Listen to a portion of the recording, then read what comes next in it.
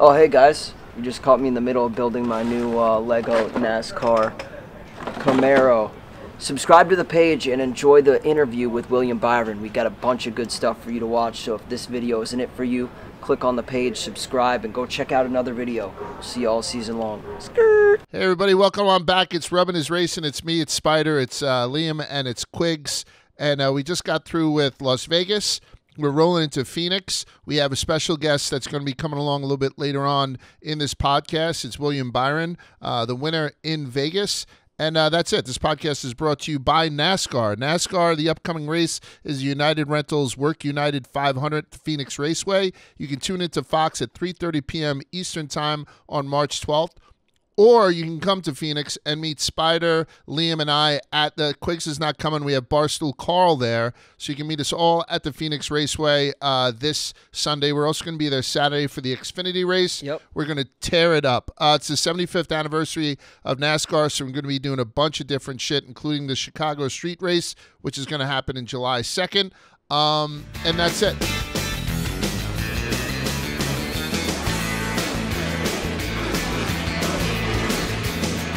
NASCAR is our presenting sponsor, and we love them. What else? One more thing. We're going to be at the Barstool Scottsdale bar in Arizona on Saturday night following the Xfinity race. So if you guys are in town for the race or you're local to Arizona, come through and hang out. I've heard rumors that there may be some drivers in attendance that are friends of the program. So come through for that. We're going to have some other gambling NASCAR minds in attendance as well.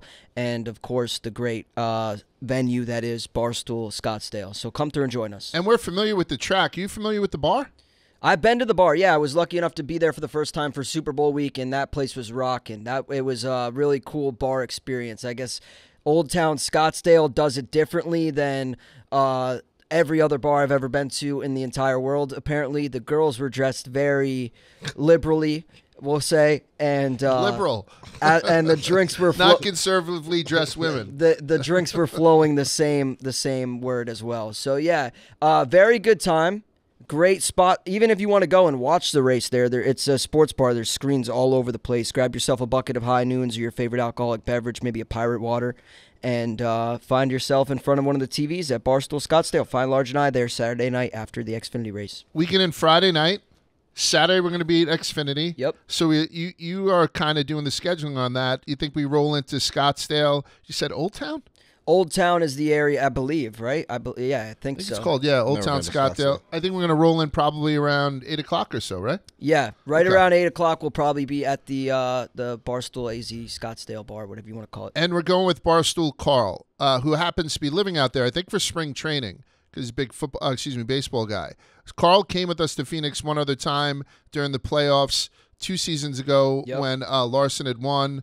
And like everything else, we sort of ask the content people that come with us to be excited, right? There's no reason to invite a fucking mook. So we ask people to be excited. Carl acted like he never saw a car before. He was the perfect guest. And then he got drunk along with us. We had a great time. I believe he dropped a C-bomb. We got to pull up. Can we include the clip of him? I have it on my phone. Just going crazy and screaming, "Fuck yeah, Denny Hamlin!" Yeah, I was on Truex. He was on Hamlin that day, and we had a ball. Carl's one of my favorite guys in the world, so we'll be with him at the race. I don't know about Saturday's race. We'll be with him at the bar Saturday night, and then we'll be at the Cup Series race with them on Sunday. I'm very disappointed that Quigs is not going. Yeah, I'm disappointed that Quigs isn't going as well. We're going to get him to a race later on in the season. I'll get out to one. I just don't travel much. Yeah. I like to stay at home. Carl might be the only Denny Hamlin fan. Gotta watch it on the broadcast. Yeah. I gotta get that perspective. Carl's the only bigger Denny Hamlin fan than Alex Bennett I know, so he'll be back out there in full force this weekend, and we're pumped that he's joining us. Yep, and Alex and Joey were out at last week's race. I haven't heard much from them. Joey said they had a great time. It was colder than he expected. Yeah, I was watching the race this weekend, and for Vegas being in the desert, it looked pretty overcast, and a lot of people went from just T-shirts to like bundled up. So yeah, I don't know but it also looked like they had a great time. I saw them flying from the strip to the track. It looked like in a helicopter. So. Yeah. Still waiting on when Large and I get that experience. It'd be nice to get a helicopter to Old Town on Saturday night. That would be lit. All right, so good week of racing ahead of us. a little bit of traveling ahead of us. We just got back from West Virginia last week. Spider and I were both at Rough and Rowdy. Spider and I were actually in the same corner when I was reffing. Spider was nice enough trying to get me on camera a couple of times. Yep. He had flown home in the private bird. Everybody threw up all over him. My flight got canceled. I wound up driving home. I did 9 hours straight. Yeah. We left at midnight, got home, got to Newark Airport to pick up my car at 9 o'clock in the morning, and I was fucking miserable. It was the craziest. Miserable. I've been lucky to fly on a lot of private jets in my day and my time here at Barstool. Mm-hmm. And that was simultaneously the nicest jet I've been on, but also the sketchiest flight. Or was it just a turbulence? It was crazy turbulent. And the part is that was weird about it is like the turbulence was persistent at like 20,000, 30,000 feet. So it was only like a 50-minute flight. I'm not sure how high we got up, but I'm saying usually it's only turbulent when you take off or you're coming for landing and you're really going through that cloud cover layer there. It was consistently turbulent, like at the peak of the altitude, which was a little concerning. And our security guard, Mike, one of the toughest, hardest dudes that comes through the doors of this place, was the first to throw up. So pretty telling how significant it was. But back to Rough and Rowdy quick, Large. We had a great time. I don't know, Large moonlights as a Rough and Rowdy official. So he's in the ring refereeing these boxing matches. When he got up onto the ring, I'm on the camera filming the ringside shots. I say to Large, I'm like, Large, turn around. Greg Biffle was in attendance at Rough and Rowdy, so I got a chance to say hi to him briefly. I was pretty much like tethered to the ropes. I couldn't really break away and say hello and shake his hand or anything, but great to see Greg Biffle, who drove Large and I in a pace car before. We did a pace lap with him at Daytona, I believe. 2020. And this sick fuck says to him, he says, hey, Greg, pull up real close to the wall, like it's just you in the car. And we're like this close to the wall at Daytona going like 180. We had the best pace car ride that you can get at Daytona. Yeah. You can get the experience, I guess you can pay for it, and it's early morning, typically on Saturdays and Sundays, and they stay within their lane. They don't get too close to the wall. I don't think they go over 100 or 110 miles an hour, which is nothing. I did 110 miles an hour on a West Virginia highway trying to get home to my baby mama, right? So, but Biffle, he's like fresh off of racing and has since raced in a couple of, I think, Cup Series races. He since did. He's come out of retirement. NY Racing, and then I also believe he's done SRX, which we're going to hopefully get to later on this year. And so it's myself, Spider, and Amy Long. Shout out Amy Long. She just had a baby. Casey, right? Casey Kane, yeah. So, congratulations to both of them. 100%. Beautiful baby. And Amy was so gracious with us. She's great. Jet ski, Amy, you and I. Yeah. And Biffle put us on the wall doing like 140, 150 miles an hour. And Daytona, when you hit that bank, opposite of what we're going to see on the flat track this week, when you hit that bank in Daytona, I let out a high-pitched scream, where everyone's like, Amy, you okay? And she was like, no, it was the fat guy next to me. So shout out. It was good to see him. I'm actually going to mention him in the history part. So I stand by the fact that we got to get Rough and Rowdy to a NASCAR track in the infield would be awesome, and I'm sure Greg Biffle agrees. So, Greg, help me beat that drum, my man. Yeah, excellent. First thing we're going to start the podcast with is a correction. Last week, we talk about Kevin Harvick every now and again because I'm really looking forward to him winning a race, and I'm riding him all fucking week this weekend. I'll be riding Harvick all week this weekend. But I'd gotten a heads up from two people, a guy named Brandon and a guy named Josh. And by the way, this is a work in progress. If you see us say something wrong or if you see something incorrect, please feel free to reach out to either Spider, Quigs, or Liam to correct us because, that's a whole growing process, right? So these two guys had not come at me, but they came at me on a DM very respectfully. 2 weeks ago at the Auto Club, you may remember, Harvick had logged his 750th consecutive Cup Series start. And I had said that it had been 21 years since he's missed a race. And Quigs had said that's got to be around the time, maybe that was his first race, the 21 years. And I ignorantly, like I knew what I was talking about, said yeah. And I was 100% wrong. So it winds up that 21 years ago, when he started this 750 consecutive race, streak, which now has him third behind Jeff Gordon and Ricky Rudd, right? But that 750, the race before that, he was actually suspended. So he has another 40 some odd races before that. So if it wasn't for that suspension way back when in 2001, he would have blown through Gordon and Rudd for the most consecutive races. No one will ever touch Petty. Richard Petty has most NASCAR Cup Series races just in general. They weren't consecutive, but Kevin Harvick certainly would have been number one. What did he get suspended for? So I'm going to tell you right now. Oh. He has a total of 793 starts. 751 of them are consecutive, which we now know after Las Vegas. So he had over 40 Cup starts before he was suspended in 2002 for an incident in a truck race that our listener Brandon was pretty sure involved Ty Gibbs' late father, Coy Gibbs. So I looked it up, and it winds up, we're talking about 2023 as being the No Fucks Given Tour. It's not. It started in 2002. He was fined that year for a post-race incident with Greg Biffle at Bristol Motor Speedway. Okay. See how we're coming around full circle here? And then Harvick was also suspended that season for rough driving in a truck race at Martinsville. So he was suspended from the Cup race because of rough driving in a truck race, in which he announced on his radio that he intentionally spun out Coy Gibbs, prompting NASCAR to immediately take him out of the race. And here's what's kind of going to be tough for Harvick fans to either hear or remember. Even though it was heard clear as day on the radio what he did. Like he says, I'm about to spin this cocksucker. He didn't say it like that. I'm about to spin this guy. Even though he had said that and everyone heard it, in a post-race interview, he lied, saying that he didn't purposely wreck Gibbs. But it was long ago. It's all forgiven now. Harvick was banned from the Cup Series race the next day, with Kenny Wallace replacing him and resetting his consecutive race counter back to 0. Had he not missed that, he'd be number one with a bullet, passing Gordon for the most all time. I think that's awesome. And then on top of that, so Brandon hit me with that, another guy named Josh Denny. So this is kind of the history part that I like to do. Josh Denny hit me with another similar correction, plus this other Harvick tidbit, which you already knew. Kevin's first race was at Rockingham in February 25th, 2001, the week after Dale Sr. died.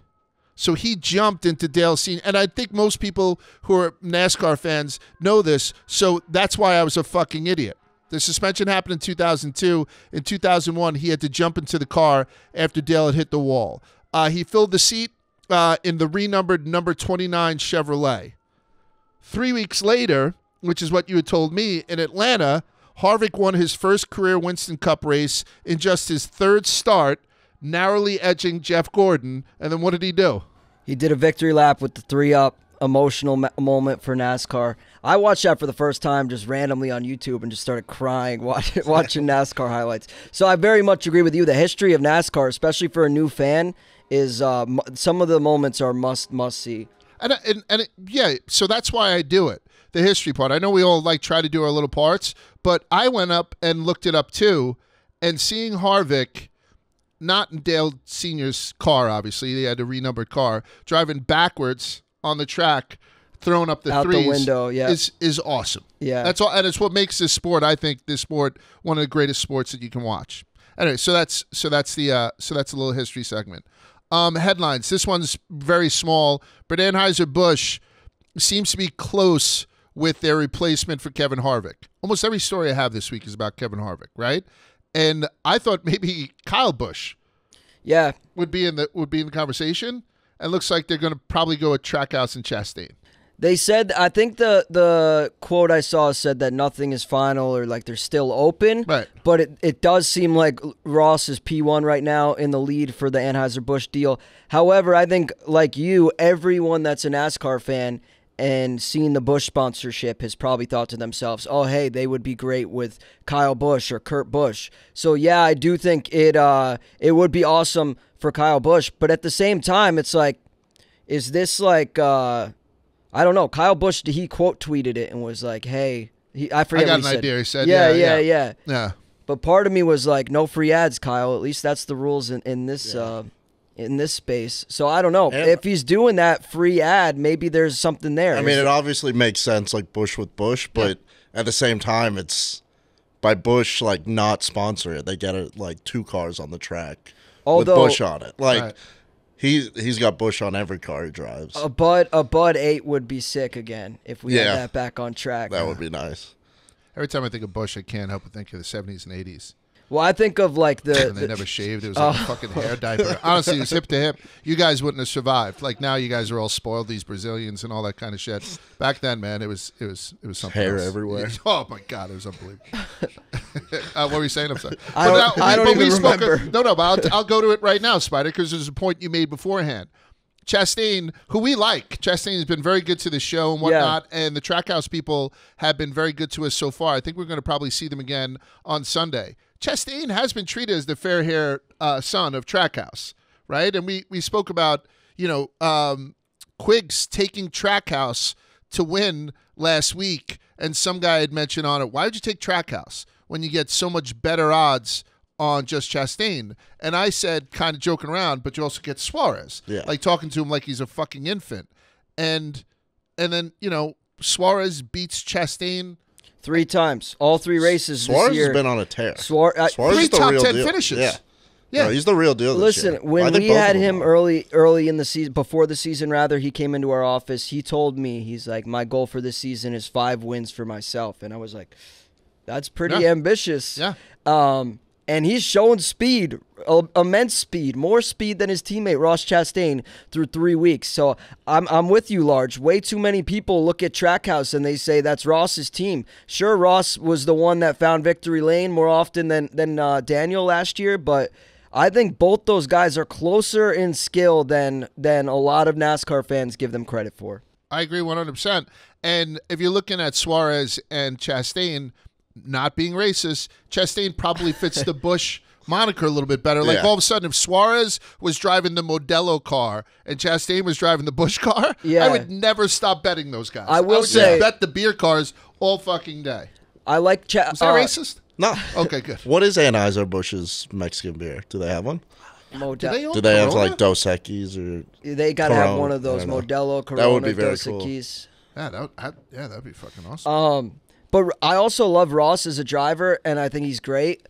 And I haven't really been super fond of his paint schemes. I know I'm just like, what is this? What is this I'm complaining about? Yeah. But I'm saying there's a lot to be desired. If you take one of the best drivers and you pair him with one of like the most iconic racing brands or like a big time partner in the sport, I think the potential would be incredible. But same can be said about Kyle Busch. Well, not so much. Like I like his schemes right now. Ross's leave a little bit more to be desired, but either one of those guys I think would be a great fit. Anheuser-Busch has Estrella Jalisco. I've never heard that. Of Hasn't done very well. I don't know. It sounds pretty cool, though. It does. Pretty cool name. Yeah. Looks like it's going to be announced in the next couple of days. Canelo Alvarez might be fighting John Ryder, a mandatory defense, and it's going to be going down perhaps in Guadalajara. Wow. Yeah, so if you that going? happens, I think I'd be covering it. You got to bring the security guards with you. So I'm looking forward to that. So the Anheuser-Busch thing was just something that caught my eye, but obviously the most important headline of the week was by and large Chase Elliott breaking his leg. So he snapped his leg snowboarding and was unable to compete this race. And so they threw Josh Berry in the car. So that's what everybody was talking about. We taped this on what day? On Wednesday. So it came out today, and we'll be speaking to William Byron a little later on. We actually taped that yesterday. So some of this stuff may seem a little bit dated as more updates come out about it. But, Chase had a 3-hour surgery on a broken tibia fibula, and he won't be racing for the immediate future. I think the latest thing that came out earlier today, like I had said, was that the gentleman who had replaced him, Josh Berry, will continue to man the number 9 in the upcoming ovals, Pheonix, Atlanta, and Richmond, with the Bristol dirt race in Martinsville likely falling into his lap. And then COTA, they're going to go to one of those IMSA drivers, this guy Jordan Taylor. Josh Taylor's a boxer. Jordan Taylor for COTA. So if you look at that, it's Pheonix, Atlanta, Richmond, COTA, Bristol, Martinsville. We could not see Chase back until the end of April at Talladega.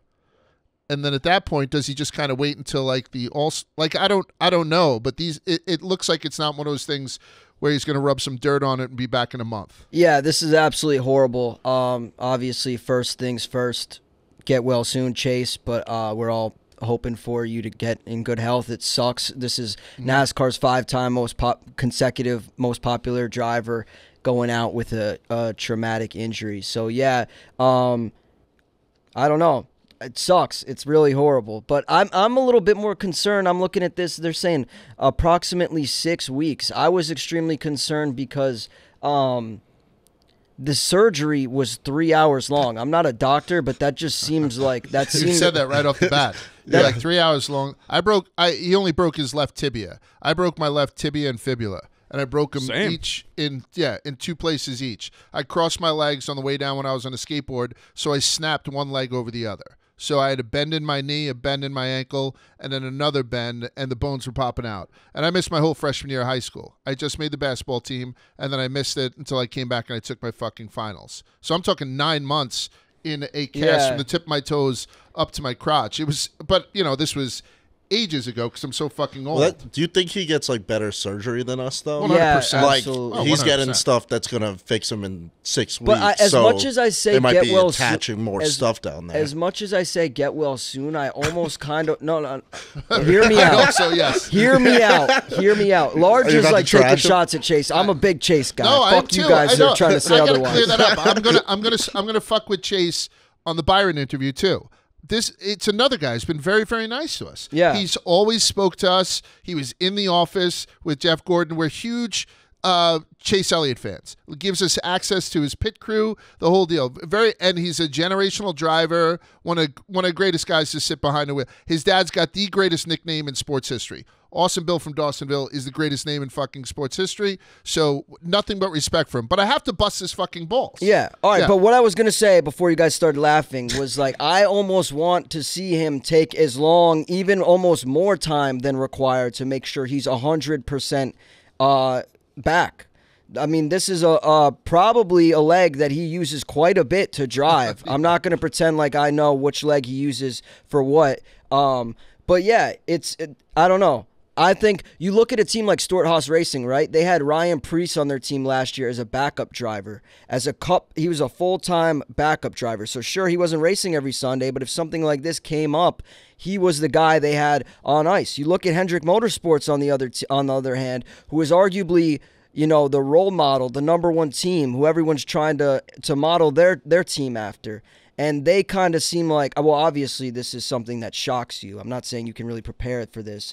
But they basically said in the interview, hey, we put Josh Berry in because we had limited time and he's the dude who fit and was similar size to Chase. Whereas like now, this week, they've had some more time to think about it. Are you going to open the door for any driver? I know you said something about Corey LaJoie. I'm a Justin Allgaier fan. There's a lot of other drivers that could be thrown around. So I don't know. It's just intriguing to me that they're going back with Josh Berry and again, you'll hear Williams say that he has confidence in him, but it didn't really seem like the Hendrick guys did. It seems like you can't go much worse than Josh Berry. Like, yeah. Feels like trying anything else. But that's my point, Quigs. Like, for example, if you call up Spire and say, hey, we want to put Corey LaJoie in Chase's car, and we want Josh Berry to still get reps in Cup Series, can we just do like a swap? Yeah. Well, from what I understand, that Spire and Hendrick have worked in the past. They have an alliance. Both the Cup and the Truck Series, yeah. right? But if you look at the two guys, the guy who's in the seat and the guy who you possibly want in the seat, Allgaier, they're capable drivers, but they lack experience in the next-gen car on the Cup side. Whereas like LaJoie, let's talk about Corey LaJoie. Corey LaJoie does not have the 20th fastest car on the track this season. Corey LaJoie just logged his third straight top 20 finish. Yeah. So he's outperforming, and it seems like this Gen 7 car is agreeing with him, right? Yeah. So I don't know. And it's not happening. Like Corey LaJoie's not happening. I'll talk to him when I get to the bet. I thought I could capitalize on it. I pounded Corey LaJoie a little bit because the odds were very long on him, and I didn't see Josh Berry's name up there, so I thought I could sneak in and then have Corey get thrown in the 9 car and then maybe win a lot of money. It's not going to happen. So Josh Berry is going to be with us for the foreseeable future, with the only exception being in COTA when Jordan Taylor is going to jump in. So, I don't know. And it's happened before where people I just mentioned Harvick. You're like, Harvick got put into the seat because of a tragedy. Yeah. Right?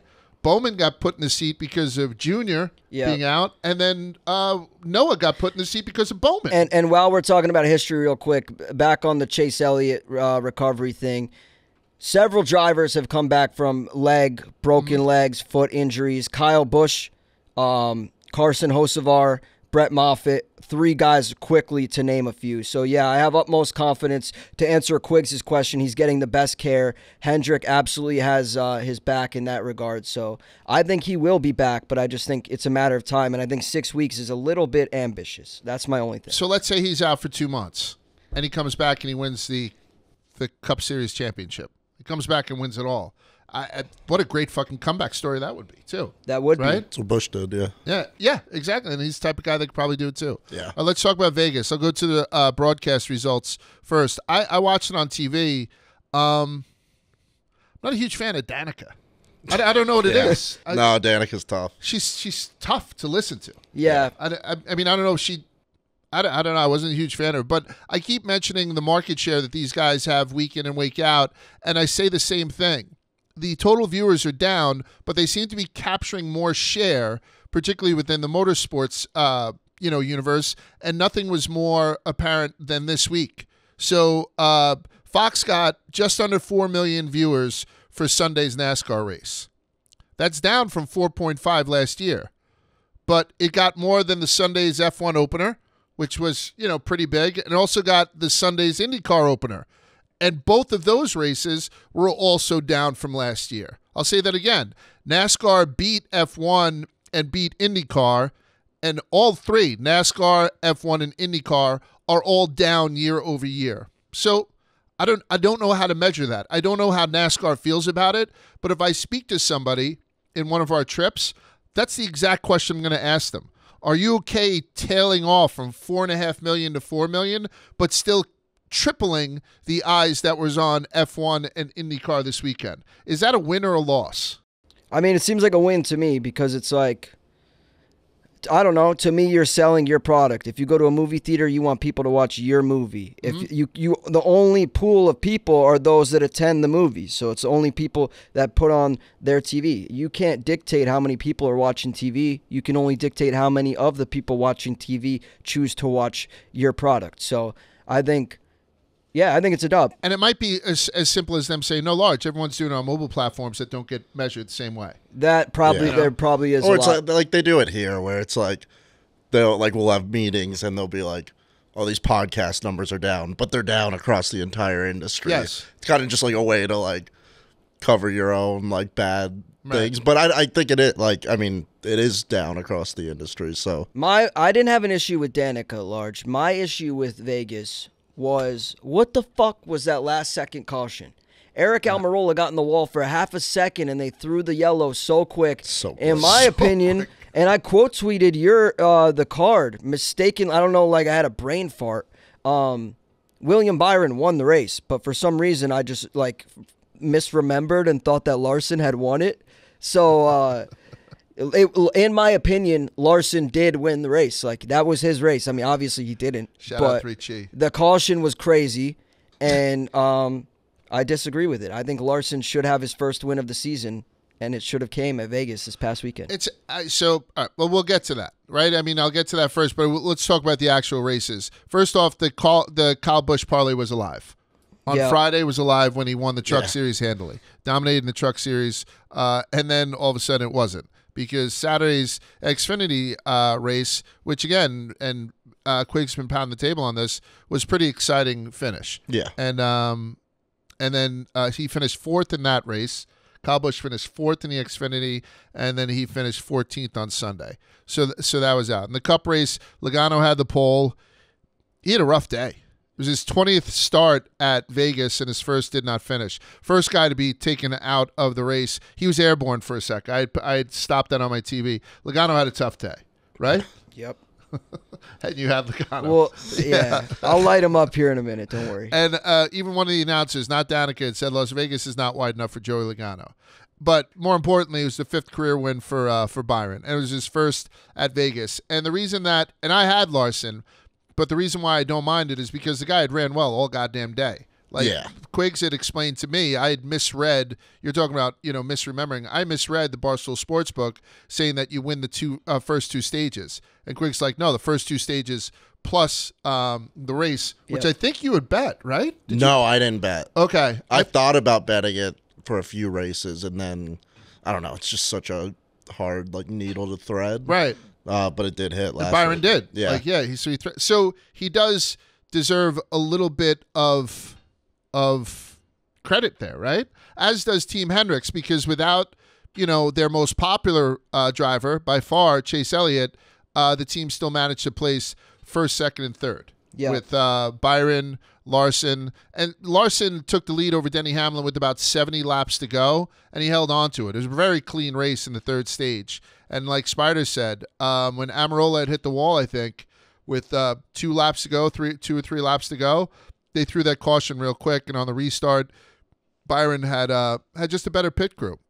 Should we go to it now? Should we? Yeah, let's. Yeah, so it makes the most sense. Instead of talking about what happened in the race, why don't we talk to the race winner? We're about to go 3 wide with William Byron. All right, everybody. As promised, we're going 3 wide with William Byron. Why are we going 3 wide with this guy? We just got his 5th career win at Vegas. Just notching a dominating performance. Swept both the first, second stage, and then took the checkered flag at the end after holding off Kyle Larson and Alex Bowman for the win. So 3 Hendrick Motorsports guys. 1, 2, and 3. It's only happened 3 times in the history of the company. It hasn't happened in 2 years. I've always said that Chase Elliott holds that place back, right, Spider? I've said that. That guy's a fucking anchor. He's an albatross, right? Something like that. Yeah. I can't say I agree, but you've always said that. We're big fans. Hold on a second. Oh, another 6 weeks out. Fucking this guy. No. Talk to me about this. Talk to me about having 4 guys that are elite drivers like you guys do, 4 elite Chevy drivers, and then having 1 down, but then placing first, second, and third in Vegas. Yeah, I mean, it sucks that Chase is out. He's I think he's got 20-something wins, and in our cars, and he's always good in the debriefs, kind of helping us out with what to change on the cars and good feedback. So I think honestly, just we all lean on each other a lot. We have good communication. I feel like Kyle and I play some golf together, so feel like we all can kind of use each other as resources, and it pays off, when we run like that, like we did on Sunday. Well, we're certainly hoping for a speedy recovery for Chase, but in the meantime, Josh Berry ran this weekend on the 9 car. And now there's a lot of discussion going around about who's potentially going to wheel the 9 car moving forward. Do you have any insight on that? Can you tell us who's going to be driving at Pheonix, or maybe potentially long-term? Should we expect it to be a carousel of different drivers, or do you think it will be one specific driver indefinitely? I know there's also been some theories about Corey LaJoie. Do you think that's something that's a possibility? Yeah, I mean, I don't want to be the news dropper, but no, I don't know. I think, I think Josh did a great job, and I hope he gets another shot at it. I'm pretty close with Josh. He actually was he ran the late model team when I was at Junior Motorsports, and when I was really young, like 16. So he's always helped me out, and I think he'll be great if we can keep it going with him, and just somebody who's gonna get the most out of the car, number one, and bring something new to the debriefs, I think is what we're looking for. And I mean, we've got already a good culture going, and Alan's really experienced. So I don't think that team will, struggle. I think they'll pick right up where they left off and get a full weekend to kind of get it going. What's the mindset behind that? Since you say that you're friendly with Josh and whatnot, is it, hey, get in the car, do the best that you can, don't wreck it? Is it one of those things where you say to a guy, hey, look, we don't want you being almost like too aggressive. We just want you to kind of get through, because we have the guys who are going to do the heavy lifting. You have 3 guys who place first, second, and third. So it's not like you know what I mean? Like, this kid doesn't have a tremendous amount of pressure on him if you guys are going to be, being all over the winner's circle. So what's the mindset that you guys put in his head before he steps on the gas? Yeah, I think honestly, I mean, it's an opportunity for whoever gets in that car to prove themselves. So that they're going to be out there doing all that they can. I mean, we don't worry about wrecking cars. We've got a bunch of cars at the shop, and I mean, last year we did because we didn't have as many cars built, but this year it's not a big deal. So yeah, I mean, we've got backup cars and stuff. So I think whoever's in the seat, selfishly as a driver, you always want to improve yourself and prove what you're worth. So I think for that person, they're gonna do all they can, and I wouldn't expect anything different. Obviously, a tough situation would happen with Chase this past weekend, but one thing I can respect is Hendrick Motorsports and how much and how quick they were to talk about how they had Chase's back and they wanted him to make a full recovery and do whatever it took to make that a possibility. My question is, when you joined Hendrick Motorsports, or even now, or maybe even after this situation happened, what restrictions, if any, were there on you regarding partaking in other racing series or partaking in recreational activities such as snowboarding outside of your job as a race car driver? Yeah, I mean, nothing really. I think when I joined Hendrick, it was maybe a little bit stricter than it is now, but it's always been pretty open. So I think, I just asked for permission from the boss to go race other races, and feel like it helps me as a driver, feel like it makes me better, to go race a late model somewhere. And been racing a lot of late model stuff the last couple of years. So I'm not very good on dirt, so I try to avoid that. I'm pretty bad at it. So yeah, I mean, outside of that though, like other hobbies, I try to do the things that I enjoy. I actually snowboard too. So I haven't been in a couple months, but try to go again. Last year I actually went. Last year between California and Vegas, I went and snowboarded. So the same time frame. They had to have sent out an email to cancel all family ski trips though for the rest of this season, right? I mean, they got to cover their own ass. Let's go back to the race. Like I said, you were the fastest car on the track for almost that whole race, and the best driver on the track, going into the last couple of laps. But I think, you talk about car, you talk about driver, and you talk about crew. Can you talk to me about your pit crew? Because they were the ones that made the difference there at the end. They're the ones that got you to jump on Kyle. And I think they ultimately made the difference, at least for you at the very, very end. Yeah, for sure. I mean, those guys are great athletes, but I mean, they're, it's a lot like other sports. Like they have to perform under pressure, and they did that on Sunday. They were amazing under pressure. So yeah, it's pretty cool to see them, take that opportunity and run with it. I mean, have a caution come out and come down pit road. I feel like those guys have a swagger to them, like they're going to get it done. So that's kind of a nice feeling as a driver to have guys behind you that, can step up. So obviously it must feel really incredible getting a win this early in the season. Let's shine back to last year real quick. You got 2 wins in 2022 at Atlanta and at Martinsville, and your first round of 8 appearance in the playoffs. What can we expect for the rest of 2023? I know you got a quick win here early. So do you have higher expectations than what we saw last year, or where was your mindset at preseason, and how has it changed now with this win? For sure. I think our mindset going into the year was just, try to get a win early, obviously, but we want to be consistent throughout the whole year. So, I mean, look at last year and even 2021 kind of having, just when Rudy came on, we've always done really well in the beginning of the season. We come out hot, and then we kind of have a struggle during the summer. So we want to change that trend and be consistently good all year. We've always been good in the playoffs when I've had Rudy as my crew chief. I mean, we're always really fast, but we want to not have that dip in performance in the summer months. So hopefully that's the goal this year.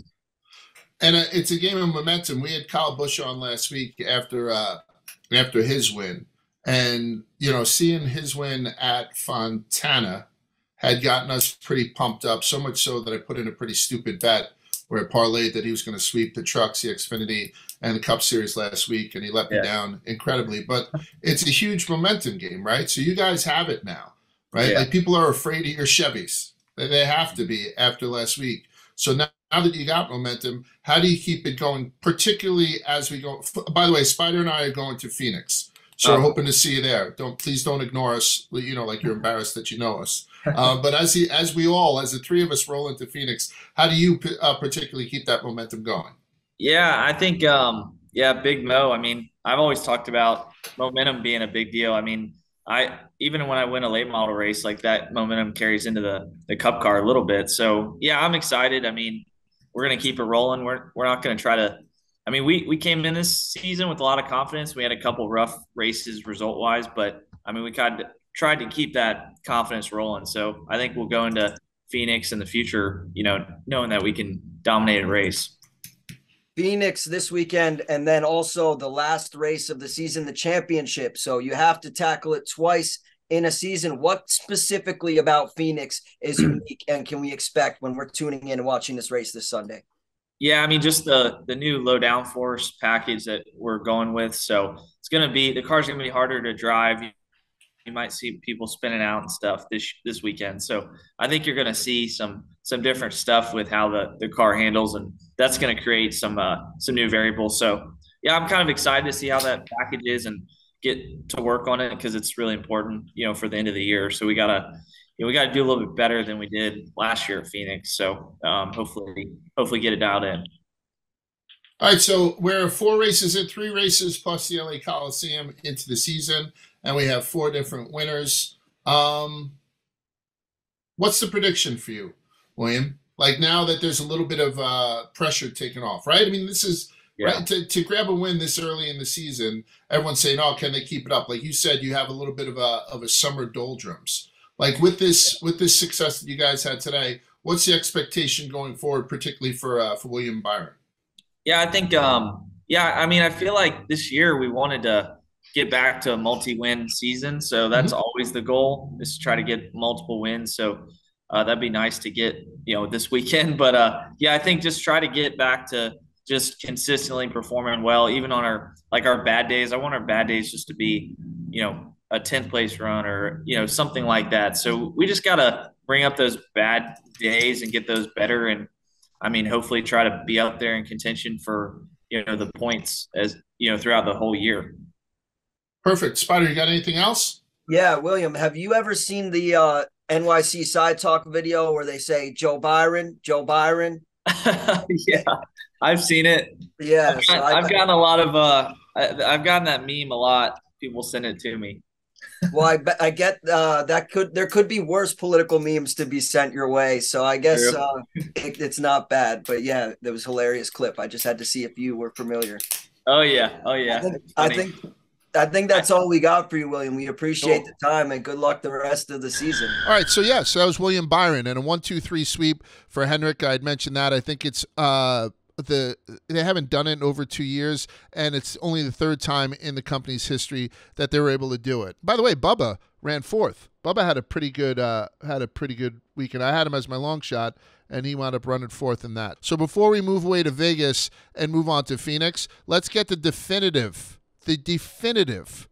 opinion on who underperformed and who outperformed. So let's go over and under with our guy Spider. What do you got? Let's do it, Large. Yeah. I was really impressed watching this race at Las Vegas with 23-11 guys. Bubba Wallace and Tyler Reddick both looked incredibly fast. Tyler Reddick was charging to the front late in the race and got into the wall, but it looked like he had unreal speed, probably one of the fastest cars late. So I was really impressed with him. Bubba had a respectable effort all weekend long, so really impressed with Bubba and Reddick, and I think 23-11 is on the precipice of a win. They looked really sharp this weekend. Justin Haley finished within the top 10. Really good performance from him. Got to show him love. And then Corey LaJoie gets a 20th, but his 3rd straight top 20 for a car that's pretty much built from Walmart, as Kyle Busch said last week. So much respect to Corey LaJoie. Wanted to shout him out. Underperformers of the week. You know who I'm going to say, Large. It's Joey Logano. I was super confident with him. I know it's the Pennzoil 400. It's the Pennzoil 22 car. And he won the pole. I'm watching this weekend early, and I'm like, this motherfucker won the pole. He's sharp. He's fast. He's strong. We're going to be up front. There's no way the presenting sponsor is going to have a shit car represent them in this race with their name on it. And that's exactly what well, I shouldn't say that. The car was respectable. But Joey, I don't know what happened with him. This guy has had great success here before. He was getting into the wall all the time, and then he doesn't even end up finishing. He's the first car out. So from first to worst, Joey absolutely underdelivered and underperformed. Yuck. That's what I get for picking the 22. I mean, I should have just stuck with my gut. That's all I got for underperformed. Can I add an underperform? Yeah, please do. I mean, I know we're only 3 weeks in, 4 weeks in, 3 weeks in, whatever you want to say. Where's Legacy been? Like, You're right. You know, Jimmy Johnson goes into Daytona 500, and we were talking, busting your chops about it. He loses to Travis Pastrana in the head-to-head. I know there's a bigger story to that, but still, that's the whole thing. I really haven't seen Eric Jones. Gragson seems to be like kind of going along, but like, well, even Gregson, Jones I is expected a little bit more from Gregson at his home track. You know. yeah. So I don't, and then I think on the outperform thing, Suarez was worth mentioning before. Yeah, Suarez, we said it, but I think Right. he's slept on. He's due. All right, so that brings us to Pheonix. And so the upcoming race, the United Rentals Work United 500 at Pheonix Raceway. You can tune into Fox at 3:30 p.m. Eastern Time on March 12th, 75th anniversary of NASCAR, as I had mentioned. Spider and I will be there. We'll be covering it on social. We'll try to get a vlog out the following week. And while we're here, to tell you guys that we'll be kind of hosting like a little meet and greet type thing. It's not a meet and greet. I'm going to be smoking cigars and drinking beers at Barstool's Bar in Scottsdale on Saturday night. So NASCAR is putting us there. NASCAR is putting you in front of the action. Either watch it on Fox, show up to the track, show up to the bar, and we can have a good time. All right, so as we go into Pheonix, it's a 1 mile flat track. We all know it. We've been there a couple of times. It's one of the 2 Cup Series races at the track, the other being the finale. And Briscoe is the defending race winner. So, you know, Chase, we think, really hasn't showed up just yet, right? It seemed like he was racing down a cylinder a couple of weeks ago. He's the reigning champion there. Only one active driver has won there more than once, and it's Kevin Harvick, and he's won there 5 times. How do you feel going into Pheonix? Great track. I'm really interested to go this weekend because, like you said, we've been there a couple times for the championship. And Pheonix does a great job of hosting. You know, we got lifted up that above was ridiculous. In a crane. We were like 150 feet above the track. Ridiculous. They had immense firework and drone show. They really pull out all the stops for championship week. But I'm excited this week because it's the early race. So we're getting the race early in the season, the non-championship race. I want to see how much of me loving Pheonix is just for the extracurricular stops they pull out versus the actual quality racing that happens there. So I'm super excited, and we also have a lot of good stuff lined up. We're going to have a day at the Xfinity races. I think Large and I this weekend decided we're really going to lean into Xfinity. So stay tuned. Hopefully we'll speak to some Xfinity drivers and maybe some vlog content from Saturday's race. But yeah, I'm excited because it's different than what we've seen from Pheonix before. I think one of the things, too, that Byron had mentioned, I said, what's the differentiating factor this week? And he had talked about downdraft. And so I said, man, I'd love to know a little bit more about that. I wonder if we have somebody who's sort of like an aeronautical engineer or something. We should, yeah, that would be so I'm going to ask Quigs. Quigs, I'm going to ask you, what's the difference here? What's the difference in Pheonix? What are we going to be looking at? So I think this is a new package that NASCAR's never ran. And like by package, it's basically they're just reconfiguring the cars. Mm-hmm. And they're taking the spoiler down in the back from 4 inches to 2 inches. And then removing a few other things that like add to downforce. And I think it's like 30% less downforce than they ran last year. So it's going to be, the cars are going to be a lot tougher to drive. They're basically going to be kind of sliding into the corners, and takes a lot of skill to drive that, which will lead to like a lot of people messing up, a lot of passing opportunities. So it should be very fun. A lot of crashes? Yeah, I think people are going to get loose. There'll be a few times where people are. It's just like 20 clean laps, then you just hear somebody spins themselves out. But yeah, I think it kind of leads to the guys that really know what they're doing. It'll be not similar, but I think a lot of the drivers that are good on dirt will be good here because it's that somewhat similar driving style where you're kind of like very loose into the turns. All right, cool. So then I think that probably should change the way that people are betting. Speaking of betting, we're going to go into picking the tires where we throw out our bets before we end this goddamn thing. And this is brought to you by Barstool Sportsbook. It's chock full of exclusives. So you got picks and parlays from guys named Big Cat and El Prez, but also from Spider. right? So you can follow along and bet with Spider, bet with me. Tons of ways to bet. Daily odds boost, live in-game bets, move the line and teasers. I was looking at the in-race bets that they had on the Barstool Sportsbook, and I was looking actually at all the lines that they had dropped a little later in the week this week. They didn't drop them until today again, which is Wednesday. But they've got, I think, as competitive options as you'll find anywhere else, and probably better. You can do the Parlay Plus to bet within same games or across sports. It's easy to navigate and use. Data and content to keep you informed. Easy and secure registration. And more ways to deposit and withdraw. So here it is. Download the Barstool Sportsbook app today and create an account with the code Rubbin. Rubbin. And you'll get a $1,000 new player bonus. This is bonus money, right? If your first bet, this is to play on the sportsbook. Not going to get a check for $1,000, right? If your first bet loses, you get up to $1,000 in bonus cash. It's not a free bet. You get $1,000 in bonus cash. You must be 21 years or older, and if you have a gambling problem, call 1-800-GAMBLER. So sign up for the Barstool Sportsbook app and use the code Rubbin for a $1,000 new player bonus. All right, let's get to it. Who wants to do their picks first? I can start. Go ahead. So I said we're going to focus a little bit on Xfinity this week, given the fact that we're going to go to the Xfinity race on Saturday at Pheonix as well. I'm going to start with an Xfinity pick, a chalky one at that. Our good friend Kyle Busch is running. He's the favorite. He's plus 300 currently on the Barstool Sportsbook. He did not win the Xfinity race last weekend as we went for the trifecta. However, 2 races is a lot more obtainable. This is his second consecutive week running the Xfinity car. He's probably going to feel pretty comfortable with it, and on a track that probably requires the veteran expertise, at least on the Cup side, with the package changes Quigs outlined. Which I'm not 1,000% sure Xfinity runs the same. No, package. they don't. They might. I don't think they do. Yeah. So it might not be the same. I don't think they do. But my point is the fact that he's getting to I don't know. He's a veteran. I think he knows this track. Yeah. I think he knows how to drive those Xfinity cars, and I think he gets it done on Saturday. I really like that. And yeah, should you guys have Xfinity picks before we go into Cup? I do. I had said as we got in here, I was like, Quigs, I like Josh Berry this weekend. He's like, it's a waste of a bet.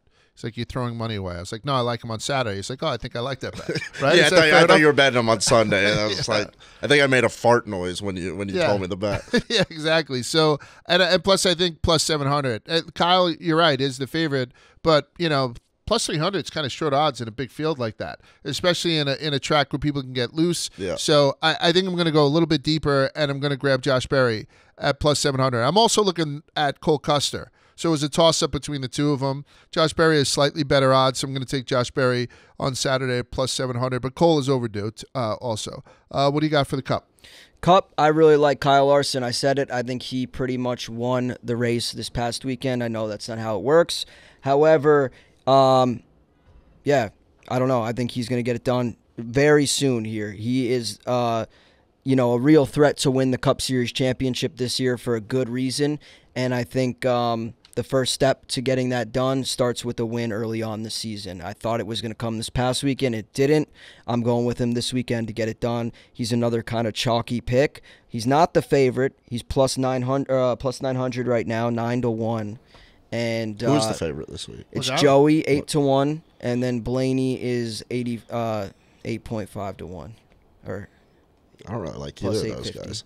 Yeah, I don't really like the Fords either, but I mean Logano's, and I say it every week at this point, Logano's another guy that's going to be hungry for a win. So yeah. Between Logano and Larson, those guys are going to be knocking on the door every week in the coming weeks. One other play I really like, though, so I have Larson plus 900, Kyle Busch plus 300 in the Xfinity. Ryan Blaney, top 5, is plus 170. He's been 6th or better in all 8 of his Penske starts at Pheonix. So I know that's 6th place, not 5th, but a top 5 plus 170, I'm willing to take a shot on that for Ryan Blaney. Like I said, 6th or better in all 8 Penske starts at Pheonix. I like it. What do you think, Quigs? I think I'm putting probably too much weight in Harvick and how he's just won so much there in the past, but him and Denny have both been very, very dominant on this track. So I'm taking Harvick to win plus 1,000. I'm taking, I guess, going against Spider a little bit here. Harvick is the top Ford plus 350. The two guys ahead of him are Logano and Blaney. How's that going against me? You have Blaney. No, I don't. Oh, yeah, I thought you took Blaney. Well, I'm top 5. Well, yeah, I guess. So, yeah, he'd probably be the top Ford. And then to kind of get Denny and Truex together, I took Joe Gibbs plus 300. But I don't know. I've nothing, like, the past few weeks I've had, like, picks where I'm like, I love this. I don't love anything this week. It's pretty wide open. It is really wide open. I mean, the amount of people that are plus 1,000. I was going to say, I like all those drivers in that range. It could be any of them. Ross Chastain, Kevin Harvick, Denny Hamlin, Kyle Busch, all 10-1. Then you got Truex 11-1, Byron 12-1. So that window of drivers is really... Yeah. I took Harvick too. Like, again, because he's won here 5 times, and we sort of... Is it 5 or is it 9? I saw 9. 9 times? Yeah, which seemed high on Racing Reference. Really? Yeah, which seems insanely high, but yeah, Racing Reference says in Pheonix, in 40 races, 9 wins, 19 top 5s, 29 top 10s. I wonder if it's 9 wins, but I have 5 Cup Series wins. Like, you know what I mean? Like, perhaps. Yeah, I don't know. He's been doing it for so fucking long. We'll put a fact check in at the end because this says Cup Series. Yeah, 9 seems like way too much. I'm plowing him even more. more. And I feel like a lot of people will be talking about getting his 10. No, it is 9. But are you looking at just the same thing I'm looking at? 9 victories, 19 top 5s, 29 top 10s. Yeah, but you're looking at the same source as me, which could be. Racing Reference is usually. No. Well, maybe, yeah. But, no, it's not. We'll get an official fact check. Yeah, we'll get we'll put a graph. Brandon or Josh, the guys who came at me last week, please come back. Yeah. Either way, I locked him in earlier, so I got plus 1,200. So I feel good about that. Yeah, I like that a lot. One of the guys I'm going to also for the dirt thing is I'm taking Reddick. I think Reddick is overdue. Yeah. I think Reddick's problems last week happened in pits, and I think the problems with Reddick that he's had so far this season can be fixed in the garage and, off the track. And I still think that he's got a very fast car and he's a very good driver. So as a dirt guy, I'm taking Reddick this week. And right now, it's plus 2,500. So that's outside that chalk that we're thinking about. Everyone who's 1,000, Truex, Byron, Harvick, Hamlin, Busch, Chastain, Bell, Larson are all between 900 and 1,200. Reddick's an outlier, plus 2,500. I think there's some value there. I like that. I like that you guys mentioned the whole dirt thing. That's another reason why I love Larson. I do think this track has some similarities there. Also, Larson's a guy that's won here. If you're going to win a NASCAR Cup Series championship, you're going to have to win at Pheonix, at least for the time being. So Larson's a guy that did it in 21, and he'll do it here this weekend in 23. So I'll piggyback Harvick. I got Reddick. I'll take Berry on Saturday. I thought that I was gaming the system. I took LaJoie. Yeah. Just because when I saw the odds go up on Monday, I didn't see Josh Berry's name in there. I said, well, there's a chance. By the way, all the talk on Monday was that Corey might get a sniff at this. Yep. So I thought I could get LaJoie in there. So I took him at plus 10,000, and now it's a waste. It's almost the first time I ever want to cash out early. But if I cash out early, that guarantees that there's a 30-car pile up and LaJoie comes through it. Your guys' take on Chase Elliott still being the favorite to win the Cup Series championship this year? It's just one race so far, right? Like maybe. Yeah, I mean, I need an update. I don't know. He can just come in at any point and win at the Roval, and then he's on track to do it. But I would not. I think odds-wise, he shouldn't be the favorite anymore. I also feel like. Is his road course racing going to be in jeopardy now with this injury? I feel like... Just with all the foot movement? I'm serious, yeah. Yeah, I don't know. I mean... There's way more action on a road course or oval where a lot of tracks where Chase is notorious for cutting his, making his name. Right. That he might now struggle with. I think we need an update. Like, we need a medical update other than us saying, wow, 3 hours is a long time to be operated on. I think, but let me ask you something. So if I plow Reddick here, which I'm going to do just because I like the odds, am I missing out on some of this other stuff where, I can't bet.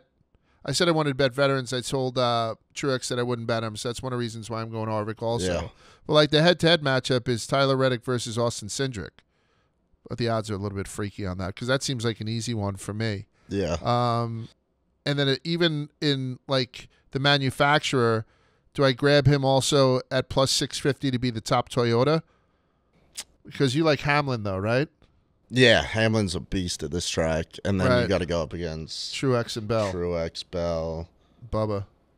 Yeah. Yeah. All right, so I'm going to stay with it. but- I'm going to stay with the regular old. Just take it. Do you guys care about the over/unders? Because with Chase Elliott being out, like we started at the over/under was 10.5, then they moved it down to 9.5, then they moved it down to 8.5 for the third race. With Chase out, they put it back up to 9.5 because nobody's giving Josh any kind of love. So I don't know. I might it's so wide open this week that yeah. I don't really like I might take the over.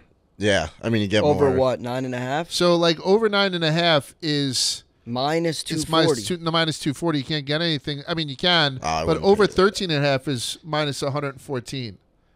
That's not bad. Yeah, but you're I getting wouldn't 25 want to. cars. I wouldn't want to lose Harvick and Honestly, Denny. I would rather take the under 13.5. Get Harvick and Denny, Kyle Busch, Kyle Larson, Ross Chastain. And then pay for it a little bit at minus 114 on that side. That's the also. same price as Yeah. what you're suggesting. Yeah. on the I've other got a side. bet that's not But I'm getting offered right 25 now. cars. You know what But I'm I'm saying? getting the better cars. I've in got my a bet opinion. that's not That's- offered right now, You're not but getting maybe Reddick. maybe we think about it for exclusive. It's Reddick, Hamlin, Harvick, top 10 should be plus 600. Oh, I like that. Wait, Reddick, Hamlin, Harvick? Yeah. Harvick has like 20 top 10 finishes. Right. Denny finishes at least top 10 every time. The other thing I was looking at is if you want to parlay my Xfinity Kyle Busch pick with my Sunday Cup Kyle Larson pick, the 39-1 on the Barstool Sportsbook. So two guys who are kind of favorites. Kyle Busch is overwhelming favorite. Kyle Larson's like the second or third favorite. So I don't know. It might be worth a look. 38-1. It might actually be 39-1. Either way, check it out. Barstool Sportsbook, there's a lot of stuff going on. Who are you going to ride with? Are you backing Quigs? Are you fading Quigs? You backing large, fading large? Or are you riding with Spider large? What's it going to be, folks? So many options. And we'll figure out what Harvick's record is. I think it might be for whatever United Rentals work 500 with that iteration. I think he's might have won that 5 times. Okay. So like whatever Yeah. the name of it beforehand, he's probably won 4 times previous. So for the way that this race exists now, I think it's 5. But I'll check it out in a little bit. But that's it. So Rubbin is racing. Tune in every Thursday to us. Make sure you follow us on social. We'll be all over the place this weekend in Phoenix, and we'll see you guys next week. Download Barstool Sportsbook, code Rubbin. See you at Barstool Scottsdale. Peace.